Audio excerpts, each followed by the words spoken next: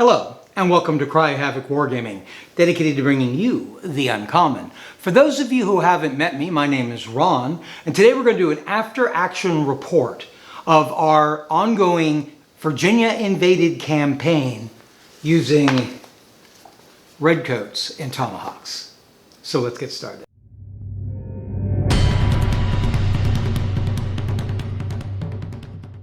Arnold will leave the Hampton Roads area. He leaves most of his warships behind, but he takes all of his transports. He also takes a number of defensive vessels to escort him. That is the 24-gun Hope, the 14-gun Swift, and the 12-gun privateer Cornwallis. And together they make their way up the James River. On the 2nd, or by the 2nd of January, they arrive at Burrell's Ferry. Burrell's Ferry is not too far from where I am filming this right now. It's right next to a plantation that is called Kingsmill and Carter's Grove.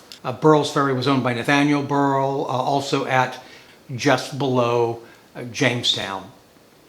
They arrive in that location, and to their surprise, they find General Thomas Nelson of Yorktown, with some 200 militia. The same day, on the 2nd of January, is when the governor, Thomas Jefferson, finally starts taking these matters seriously and responding. So he starts moving valuable military supplies across the river out of Richmond. He calls for a council of war with General Steuben. Steuben is absolutely convinced that Arnold's actual target is Petersburg, where Steuben is raising up military arms and materials of war, and just outside of Chesterfield Courthouse is where he's raising and training troops that are intended to join General Greene in the Carolinas. The governor also sends word to a number of the other counties asking for them to raise troops, preferably riflemen, and get them to Richmond for the defense of Richmond. So they're beginning to try to do something to defend the place. Arnold, on the other hand, continues up the river, and on the 3rd, he arrives at Hood's Point. Hood's Point is the strongest defensive position on the James at the time. It's built on a 100-foot bluff overlooking the river, right at a bend in the river. Well, frankly, it's where the river comes to its narrowest point, and it has a bend. But the fort hadn't been completed. It had been begun the previous fall, a few months earlier. It was armed with a battery of 3 18-pound guns and one 24-pound gun, as well as an 8-inch brass howitzer. It was open to the rear of the fort, and it was undermanned, having a garrison of 50 men under the command of a Colonel James. It's James or John Cock. Arnold orders his vessels all to anchor below the fort. One of the transports makes a mistake and in the haze travels past the position. It is fired upon by the fort. It causes a great amount of panic and disorder on board the ship. In fact, the captain of the vessel and his crew all remove themselves from the decks. They all go down below decks, forcing Captain Murray of the Queen's Rangers and his men to take control of the vessel. They safely navigate it past the fort, up above the fort, where they then anchor to await the others.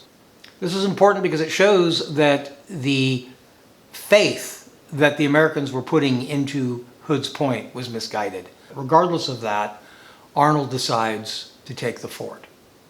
He sends his 3 warships out to start a fusillade against the fort. But the commander himself, Colonel Cock, was concerned that Arnold's plan may be to disembark from his vessels at a creek, the other side of the fort, Ward's Creek, and to come up that creek. It's a quarter mile away from the fort. They do find that that's exactly what Arnold is doing. He's sending troops up to attack from the rear of the fort. Let's go to the gaming table for the Battle of Hood's Point. So here is our tabletop for the attack of Hood's Point.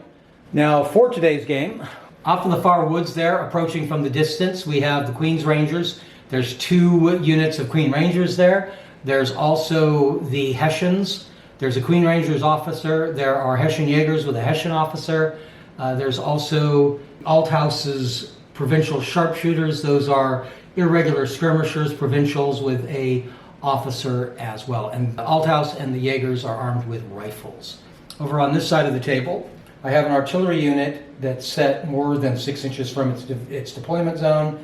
That's because when this attack began, only one gun could sight on the enemy ships, but it was firing, and that's what that's representing. I'm going to let them, because of points reasons, I've pointed them in the battle, and they're going to be able to turn that gun around if they need to use in the fight. Over here, there's a 10-man unit with a militia officer taking their positions. Coming back there are 2 groups of militia with 1 officer coming and taking their positions. So that's where the game begins. We're playing the scenario called Battle. Both sides are playing Battle. This is basically a destroy the other side game. I did not roll for intrigues. We're going to roll first for the British. Cruel. Each time a friendly unit within 8 inches of the commander gets a recoil or flight result in the reaction test, it suffers a casualty before it is moved. So this is going to be for their commanding officer, which is Simcoe. It fits the movie version, or the TV show version of Simcoe. He's off in the woods over there. He gets a gift for that. Local. Once per game, when the commander gives a movement action to a unit with Forward Boys card, they gain a scout trait, even if they are mounted, and they increase their movement +2 for that move. A lot of the Queen's Rangers, some are, maybe not a lot, but some of them were local. Some of them had originally marched with Dunmore's troops in the very beginning of the war and followed Dunmore up to New York. So that's actually really fitting. Now we're going to roll for Koch of the American side. Who are we going to make him? I'll make him the commander of the 2 units in the back there. So he gets a 4-2. Timid. If your commander is alive at the end of the game and gave no actions to any units via the Forward Boys card, you have completed your intrigue. Okay. Gift. He's also local. That makes sense too, because he's a local boy. So now we're ready to start the game. Oh, also, the Americans have 2 units of recruited regulars and a Continental commander. Those are Continental infantry. These were historically not here in the fight, and I'm going to bring them in after the 3rd time card. That's going to represent men coming down from the Petersburg area. These are men being sent down that are being trained by von Steuben and coming down to join as support. So the first thing begins, we take 3 cards for each side. I'm going to assume that the attacker goes first. This is going to be the Brits. These are the cards they get. Not particularly good. I have American Militia, American Provincial, and Forward Boys. Forward Boys is useful. I think what we're going to do is play American Militia. That's going to give a command point for playing the enemy's card.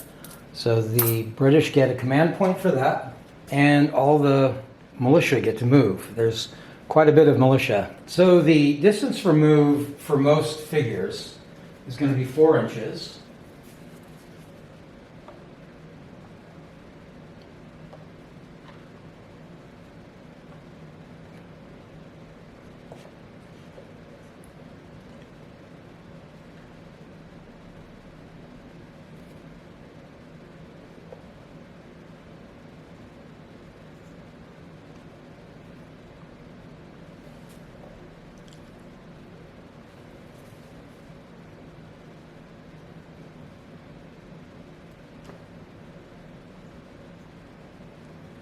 This does not include the officer of that unit.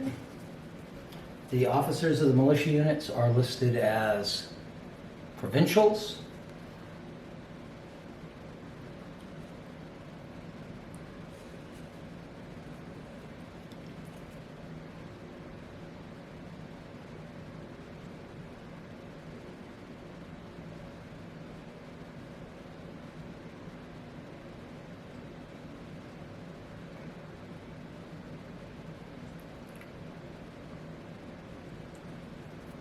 Now the Americans can use their cards. The Americans have done much better.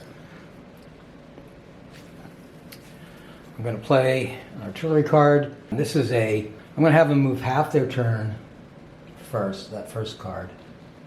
And that goes back to the Brits then. Again, provincials, and so I'm going to go ahead and play the provincial card. That's really just the officers of the Americans. Looks like the officer can't really do much on his own, and he doesn't need to move, so he's not going to. The other militia officer, though,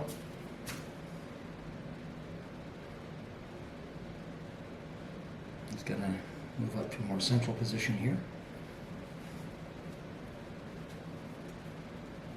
He's coming up through there to center all the two units between the command buildings there. Going to play the other artillery to get that gun.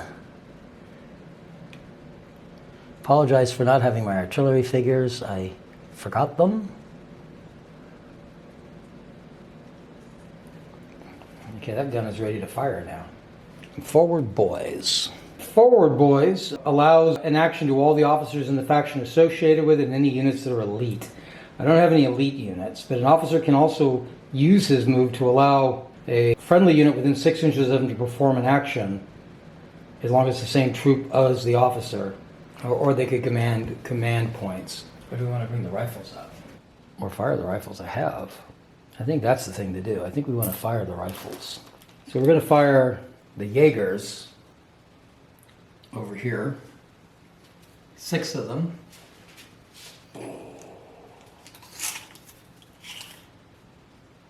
Basically 28 inches. Long rifle has a range of 72. It's well within that. In fact, that's half range. -4 because it's over 24 inches. I don't think they're all that far.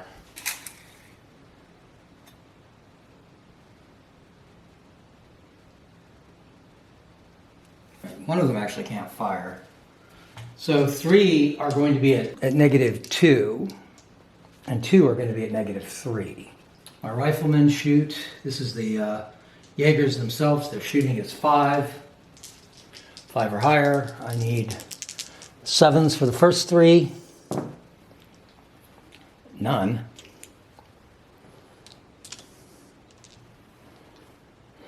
And then 9s. That's actually backwards. I forgot about that. 0s are 0s in this game. So rifle shoot, nothing happens. Not a very effective turn for the beginning of the game. And the last card that the Americans have is an American forwards boys. Let's go ahead and shoot the gun. They've got their cannon into position. They're going to fire over at, I think we'll fire at the Queen's Rangers. Because they are a cannon, they get 3 fire tokens and the smoke. They're at 6s. They're not a very good crow. This is over extreme range, so that's going to make it 9s. They're also in cover, so it's going to need 9s. It's going to need a 9 to be effective. I hope I'm doing this right. I cannot tell. You know, in a musket round, it would be individual guys. I'm assuming this is one round. Oh, I do need to mark. I'm going to go ahead and use a red die right now to mark where they're hoping this lands. And it's going to be like right there. The roll to hit actually to see whether or not we hit that target. 4. Okay, so that's a miss with an even number. So that's going to be a D10 forward. That could be bad. I may have made it too far away. 4 inches forward. Okay, this is going to come right into here. 1 inch by 6. It's only 2 guys. These 2 guys here. That's 2 hits. Plus 2 is the weapon strength. So I have to roll over 2s. Those are both hits. Cannons are effective. Ouch. First 2 casualties of the game. Let's check the reaction rolls real quickly. Suffered at least 1 casualty. That's happened. Or suffered at least 3 hits. So, modifiers for all reaction tests. The Rangers are irregular skirmishers. They have an officer of their troop type within 6. That's a +1. That's going to be a -1, so it's going to be a wash. Okay, they get flight. They roll a D10 for each figure and remove a figure for each 1, 2, or 3. Let's use the right dice this time. So they flee. They do not suffer additional casualties for that. However, their boss is cruel. And so for him to meet his intrigue, he has to take another one out. Also, falling back at that location is dangerous. So they should get a flight marker. Fall back 4. Actually, they're 5s. That's where this is problematic. Oh, no, it isn't. The furthest guy back cannot lead the board.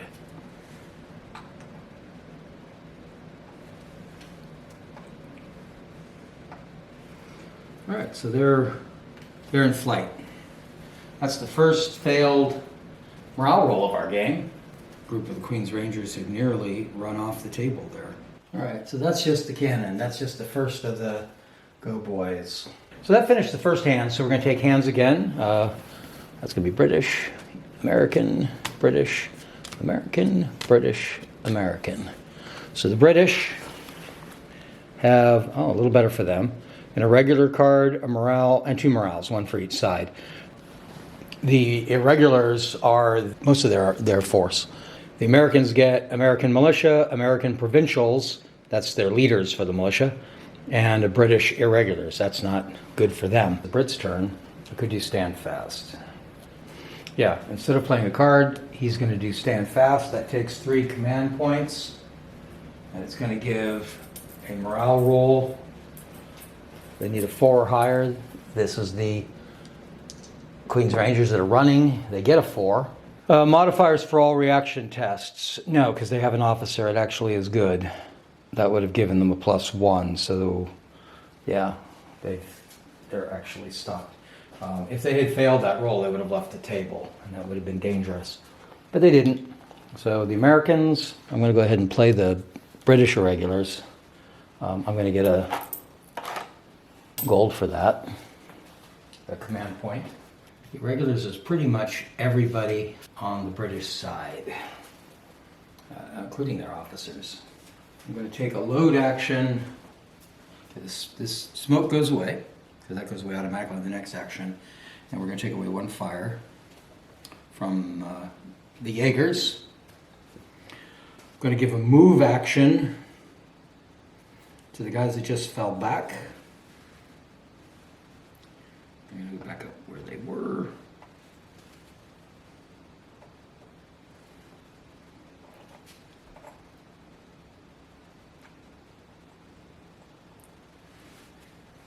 Got to move Althouse's guys.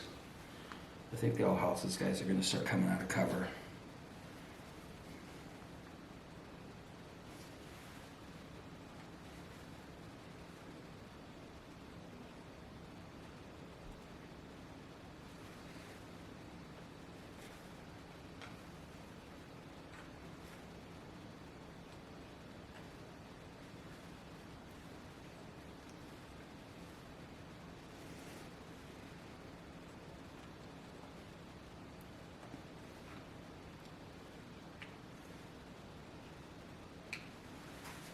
And I think we're going to do the same thing over here.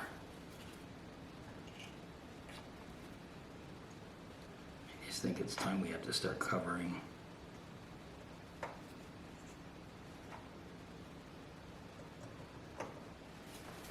So they've started to move forward. It's British turn.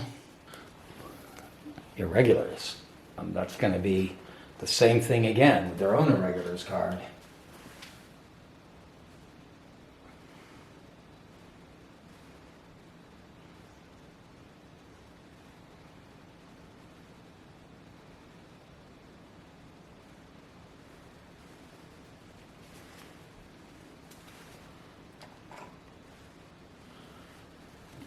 They're fully loaded.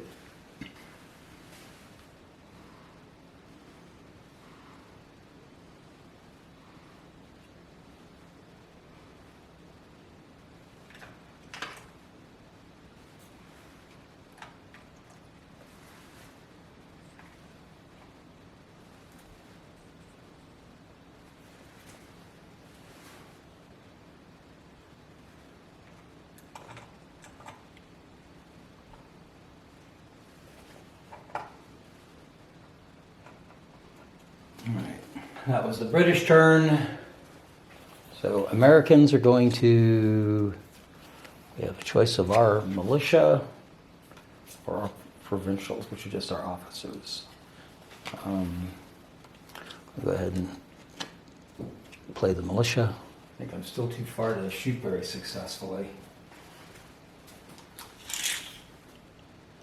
No, we're not. Oh, we beat a negative. Yeah. I'm gonna fire those militiamen. They're gonna shoot. Those are just muskets. Shooting is 6. The range is 24 inches. So that's gonna be, it's under 24, so that's gonna be -2. They're in the open. Oh, damn, I really wanna shoot the rifles. But if I do, I can't shoot with everybody.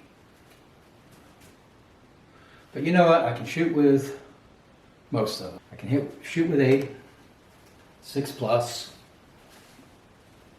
I'm still going to shoot with the others. I'm just going to shoot at a different target. I'm going to shoot at the Queen's Rangers with the last 2 that are closest by the building because they can't actually see the primary. Oh, if I do that, it'll be a hasty shot. That makes it a +3, which means 9s. No, I'm just going to shoot with the others. I've already got a -2. I don't want another -1 to that. So I need 6s or higher. A -2 would mean 8s or higher. So I do have 3 hits. I'm firing with a musket over half of its range, I think.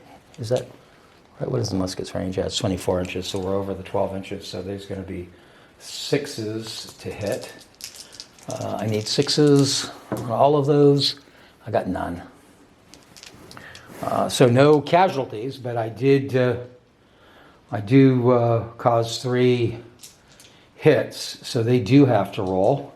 The unit does have an officer. That's a +1. They have 6 figures. That's a +2, total of 2. They're not natives. They're not in cover. It's not volley fire. They have not suffered any casualties. So it's just a +2. So I roll a 0. This game is 0 through 9, not 1 through 10. So that's a fail. That's going to hurt. I did not expect to fail that roll. Provincial skirmishers.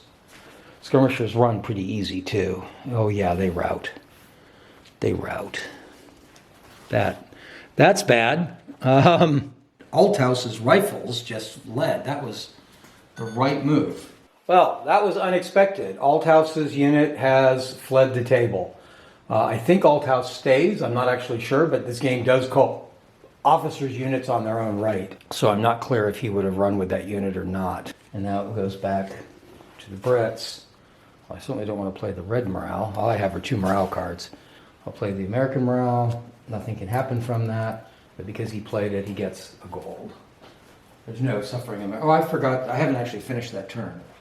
That was only the first action of a militia unit. There should be 2 more units. So I think I want to form these guys up. That's the wrong term. They can't form up, but I need to get them into a line so they can start doing their job. And I feel a little more comfortable about that because I got rid of one of the main issues. It's not going to be able to get close enough to shoot.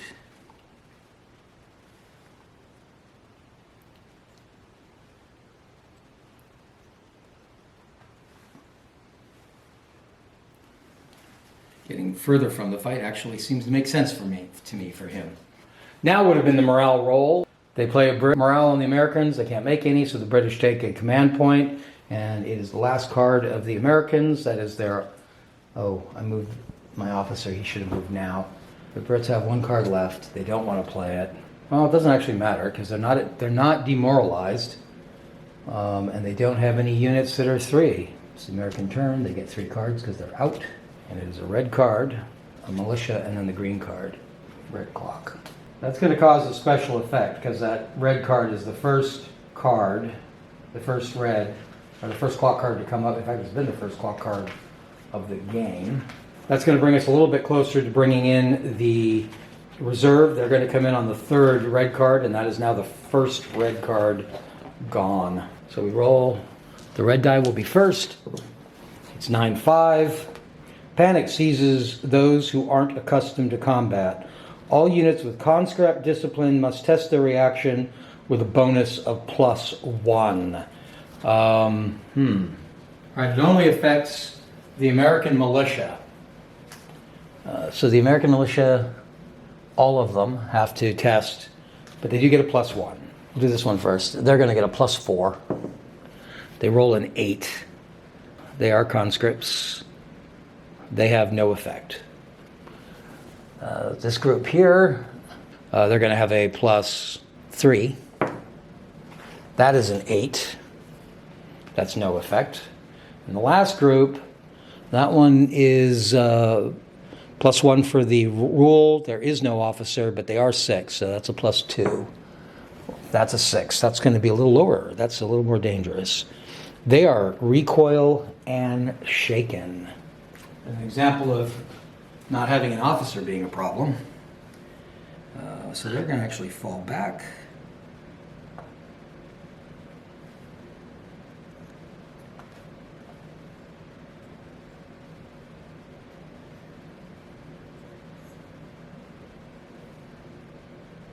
And they are shaken.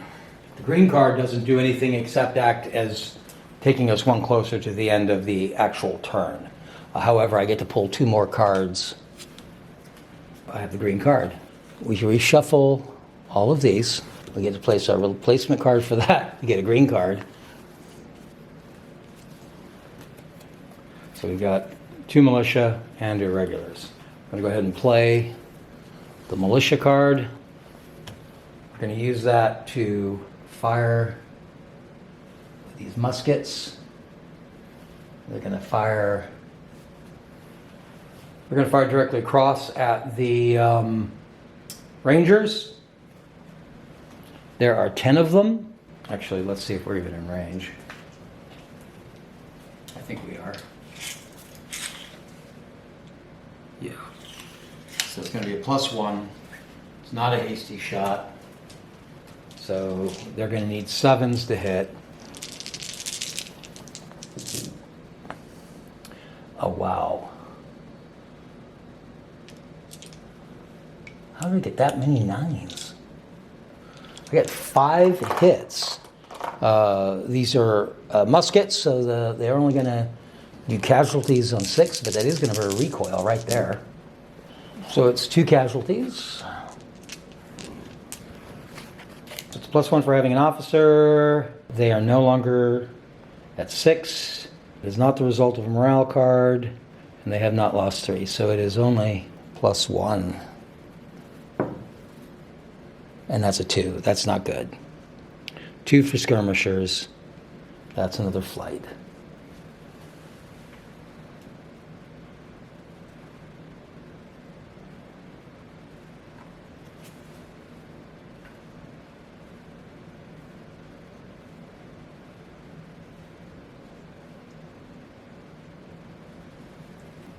Two of them are actually gone.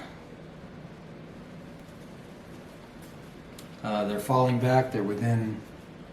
3 of them are gone. That intrigue roll hurts. That's going to really mess him up. That was a very successful American turn. Now the British have no cards, so they have to take theirs. That's a red flag. That's the second red flag. Red flag is the first card of the deck. Oh, that's an event. And a green flag. So the British get all American cards, and they're not cards they're going to want to play. 2 artilleries and a provincial. That sucks for them. But there is an effect. We're going to read the red die first. That's 89, or 8 and 9 is how that actually works. A few men spontaneously start to desert. Except for officers, all units of 3 figures or less must test their reaction. All right, that's only going to affect the British. So we're going to roll first for the running group there. They still have an officer. I think he's within 6. It's close enough. We'll give him a +1. 2. That's 3. That's another flight. Let's go ahead and roll the other one first. That's the group that was recovering. Oh, wait, no, there's 4 of them. Oh, I'm missing a guy. That group still would have been 3 though, so. But there's a guy over here that should have been with them. So they're gonna do another flight.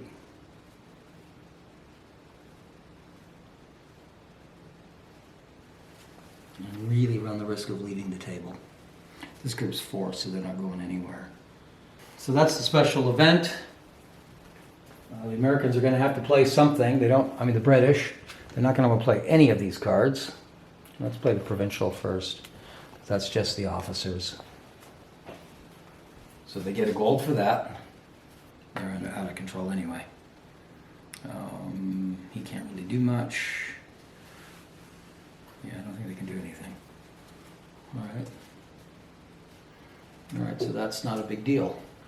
The Americans, I'm going to play the militia card, and I'm going to reload these guys.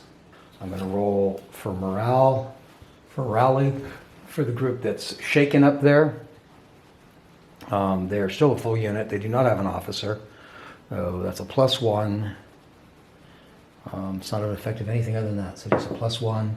But that's only a 2, so with a +1 it's a 3. Supposed to roll 7 or higher. Had they succeeded their roll, they would have been able to take an action. Because they failed it, they lose the shaken but cannot take an action. But they still are better shape than they were. All right, that's better. They reloaded, and those other group can move.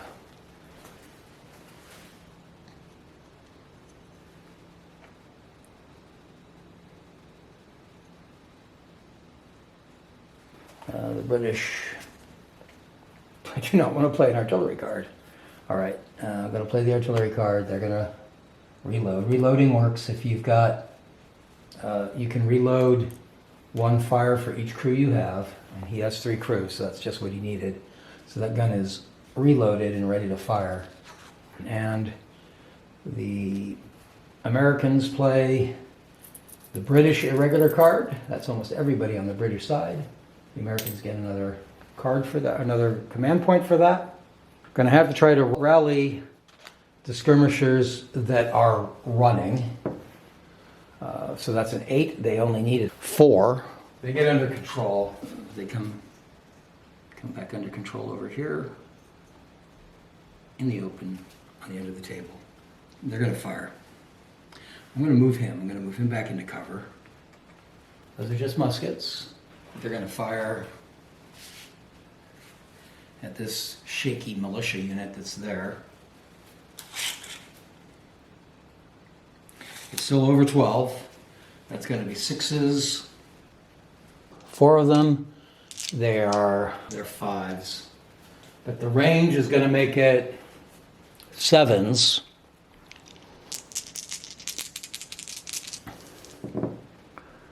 One hit. So that's 1 hit. This is a musket over half, so it's going to be a 6. Nothing. Well, that's a shame. I'm going to go ahead and shoot the rifles. Same unit. Only 5 can shoot. So the rest of them are too deep into the woods. These are rifles, so they're going to get 2 fire markers on them. The Jaegers are 5s.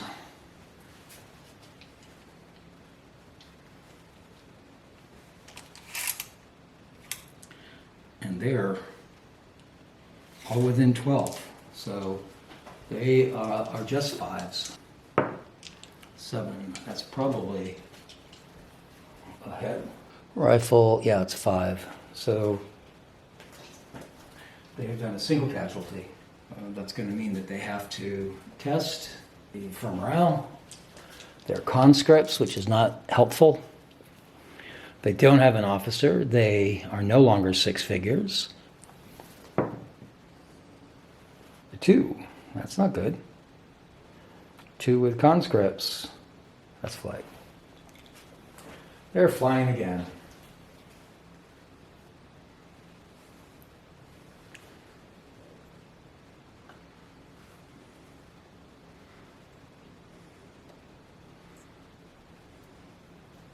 The British have 1 more card. It is another artillery. They're going to fire at the Queen's Rangers. Those are going to replace each other. They've got a 4, which in the end had no modifiers, 4 for skirmishers. They recoil and are shaken. So they're going to pull back into the woods from whence they came.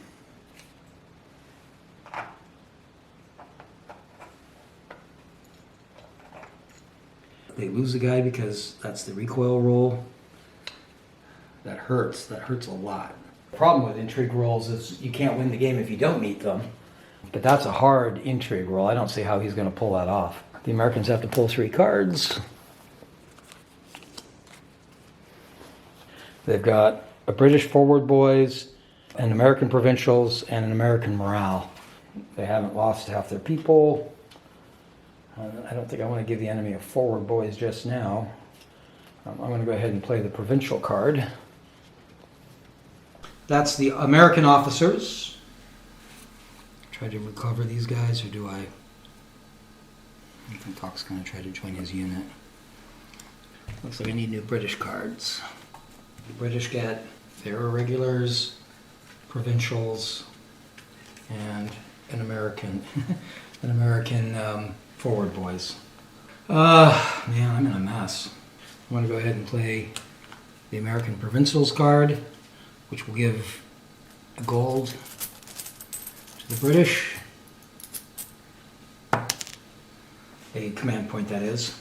And allow the Americans a provincial action. And we'll take Cowardly Coke over to there. The Americans will, we'll just play our morale card. It doesn't actually do anything. Forward boys, American, or the irregulars. Let's go ahead and do the irregulars.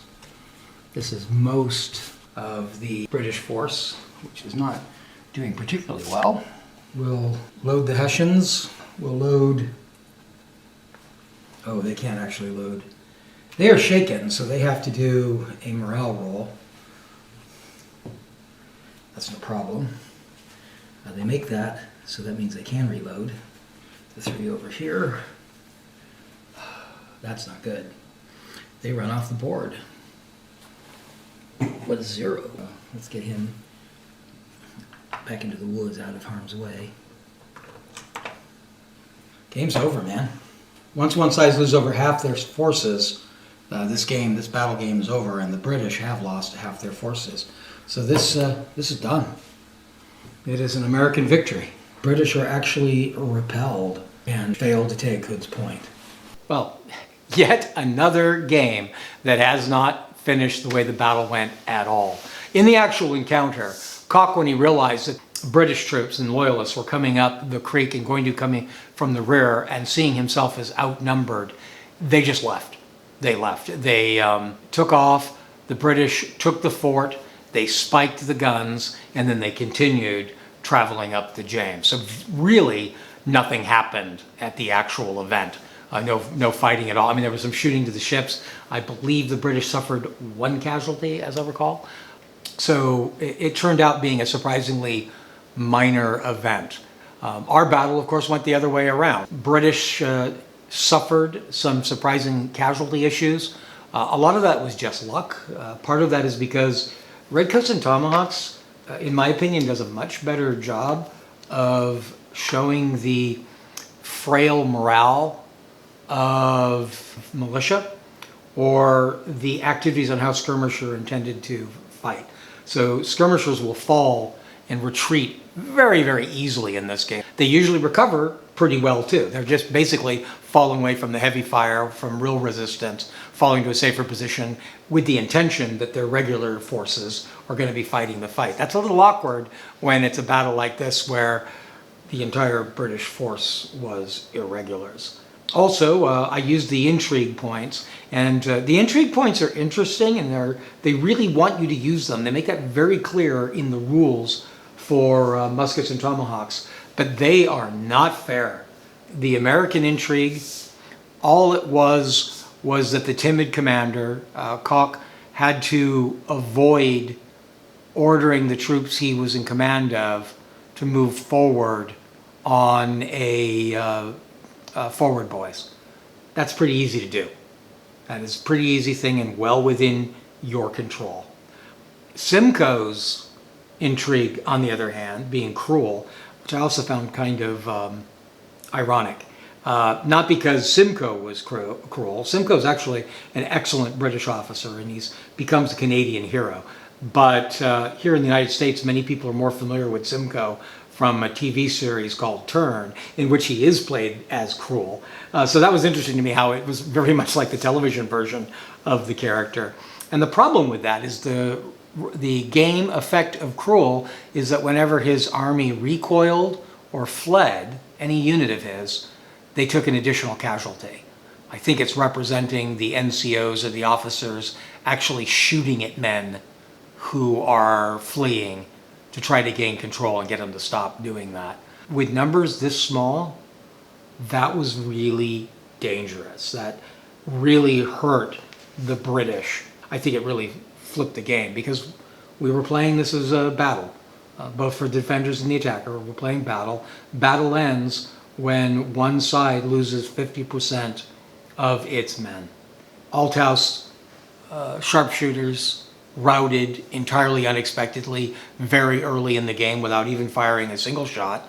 Later, there was an issue with one of the groups of Queen's Rangers where it fled right toward the edge of the table, then failed to roll and fled again. So that's 12 right there off the table, 24-man command. So yeah, that cost the game right there and changed history. Now, I say it changed history. This is part of why I mentioned earlier that one of the vessels had sailed right by the fort, even when the fort was being manned. The reality is the British could have kept sailing right by the fort. I'm playing a bunch of linked scenarios based on what actually happened in the game. I'm not actually changing things like you would in a proper campaign based on the reactions of that campaign. But in this case, I think it's perfectly justified. I think Arnold could have easily just decided, the heck with it. We'll wait till tonight and we'll just sail right by the guns in the dark. Maybe even the haze will come up again, and we'll probably be safe. So onward they go, further up the James, on their way to Richmond. I hope you've enjoyed this video and enjoyed this campaign as we've been going through it so far. If you have any questions, I hope that you'll put them in the comment section down below. Also, if you have any ideas for further content you'd like to see us produce here on Cry Havoc Wargaming, we look for that in the comment sections down below as well. If you've enjoyed the video and you found it all useful, I hope that you'll hit like. And if you'd like to receive further notification for videos like this one that may help you better decide how to spend your money or time in your tabletop wargaming hobby, then I hope you'll hit subscribe and ring our notification bell. Till next time, cheers.